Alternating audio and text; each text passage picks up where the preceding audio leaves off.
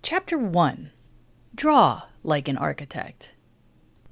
Are you the next Art Vandelay? Do you have pipe dreams about being the next Frank Lloyd Wright?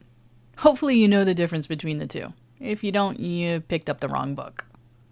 Art Vandelay was the fictional construct devised by George Costanza on the sitcom Seinfeld, who happened to be an architect with the equally fictional Vandelay Industries.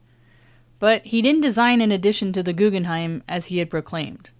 The actual Guggenheim was designed by another perennial favorite, our friend Frank. Wright was a real person, and the architect famous for Falling Water, a house with a river that ran through it, and the Johnson Wax Building, famous in Men in Black, to name two. Frank's ego was larger than the universe itself. His drawings are some of the most elegant pieces of art you will ever encounter.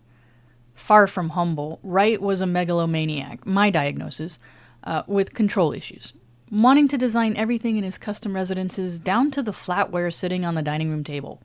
Or so I've read. I didn't know the guy. He died in 1959. Chances are good that you're not the next FLW, Mies van der Rohe, or even Le Corbusier. You'll get over it. Architecture schools cannot expect to churn out robotic clones of Michael Graves or Robert A.M. Stearns or I.M. Pais. If they did, would they have such a high success rate?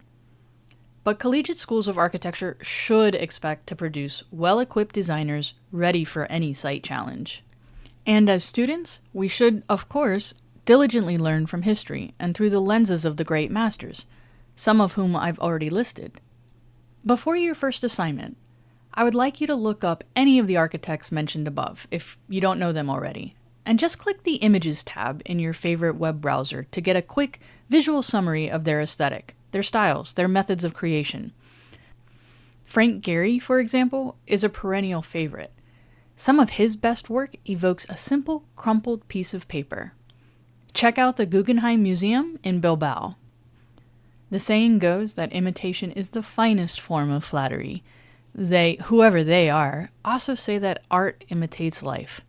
So if you're up for your first assignment, read on after your oogles of searches. Activity. Doodle a little.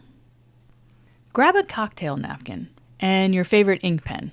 Save the pencil for a later time where mistakes are made or shading is needed. Wait, first, head to your favorite cafe or watering hole. These places are fascinating microcosms of the world around us.